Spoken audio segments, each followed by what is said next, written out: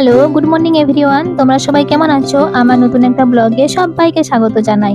আজকে রবিবার আর আমি কলকাতার একটি অজানা জায়গাতে যাচ্ছি, তাই ভাবলাম তোমাদের সাথে শেয়ার করি যাতে তোমরা আসতে পারো। আমার পক্ষে যতটা সম্ভব তোমাদের সাথে শেয়ার করব। এই একটা ভিডিওতেই সমস্ত তথ্য পাবে, তাই তোমরা একটু ধৈর্য ধরে স্কিপ না করে পুরো ভিডিওটা দেখতে থাকো। ইডেন গার্ডেন নামটার সাথে আমরা কম বেশি সকলেই পরিচিত।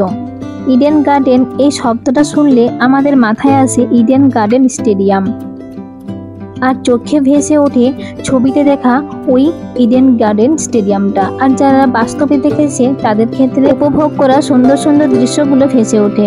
কিন্তু ইডেন গার্ডেন স্টেডিয়াম তৈরি হওয়ার আগে, আজ থেকে প্রায় 200 বছর আগে যে ইডেন গার্ডেন পার্কটি তৈরি হয়েছিল সেটা সম্বন্ধে কিন্তু এতটা মানুষ কেউ জানে না।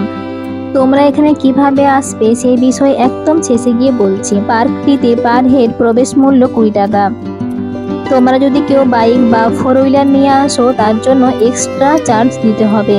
পার্কে প্রবেশ করার পর একটা ম্যাপ দেখতে পাবে। তোমরা নিজেদের সুবিধার্থে ওই ম্যাপটার ছবি একটা তুলে নেবে, যাতে সুন্দরভাবে ম্যাপ অনুযায়ী তোমরা এই পার্কটা ঘুরতে পারো। ওই যে দূরে যে ঘরটা দেখতে পাচ্ছ, যেখানে একটা পোস্টার লাগানো আছে, ওখানে আছে কিন্তু লাইভ সং চলছে। এটা প্রতিটা রবিবার হয় কিনা বলতে পারছি না, কিন্তু আজকে বেশ সুন্দর সুন্দর গান চলছে। একদিকে প্রকৃতির এই প্রাকৃতিক সৌন্দর্য আর সাথে সুন্দর সুন্দর গান, আর আজকের আবহাওয়াটা জাস্ট ওয়াও।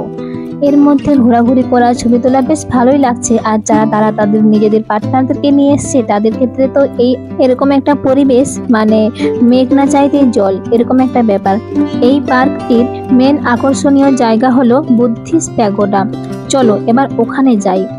1854 সালে অ্যাংলো বার্মিজ যুদ্ধের পর বহুস্তর বিশিষ্ট টাওয়ারটি বার্মা থেকে জাহাজে আমদানি করার পর 1856 সালে পুনরায় এখানে স্থাপন করা হয়।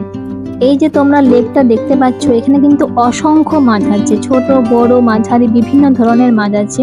এই লেকটা বেশ অনেকটাই বড়। কয়েক মাস আগে এখানে বোটিং এর ব্যবস্থা ছিল, এখন কিন্তু বন্ধ হয়ে গেছে। আমি ভেবেছিলাম যে বোটিং করব, কিন্তু সেটা আর হলো না। কয়েক মাস পর মনে হয় আবার বোটিং এর ব্যবস্থা শুরু হয়ে যেতে পারে, কিন্তু এখন বন্ধ হয়েছে। এই সময়টাতে কিন্তু বেশ কয়েকটা জায়গার কাজ চলছে, তাই ওখানে ঢোকা যাচ্ছে না। যেমন বুদ্ধিস্ট প্যাগোডাতে ঢুকতে পারলাম না। এই পার্কের টাইম হচ্ছে 11টা থেকে বিকেল 6টা পর্যন্ত। এই সময়ে তোমরা যে কোনো টাইমে আসতে পারো। এই পার্কের সম্পর্কে আমার একটা পার্সোনাল মতামত আছে, যেটা তোমাদের সঙ্গে শেয়ার করছি। এটা হচ্ছে, তোমরা যদি তোমাদের ফ্যামিলিকে বা কোনো বেবিকে নিয়ে আসতে চাও, তাহলে আমি যে সাইডটা তোমাদের সাথে শেয়ার করলাম ওই সাইডে তোমরা ঘুরতে পারো। আর একটা সাইড আছে, মানে পার্কে ঢোকার সোজাসুজি একটা রাস্তা আছে, ওই দিক দিয়ে তোমরা যদি যাও তাহলে সেদিকে বলবো ওই সাইডটাতে তোমাদের ফ্যামিলিকে বা বেবিদেরকে না নিয়ে যাওয়াটাই ভালো। কারণ হচ্ছে যে ওই সাইডে এত কাপলরা থাকে আর তারা নিজেদের মতো টাইম স্পেন্ড করে, তো সেখানে বেবিদের না নিয়ে যাওয়াটাই উচিত।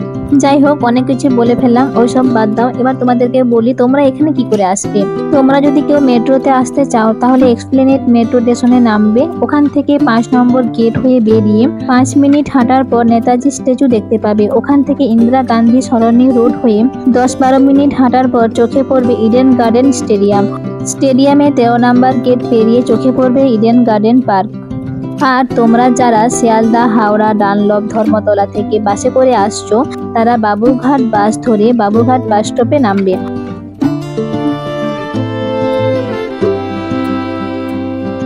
এটা হলো বাবুঘাট বাস স্ট্যান্ড, আর এই সোজা রাস্তা হয়ে যেতে হবে ইডেন গার্ডেন পার্ক।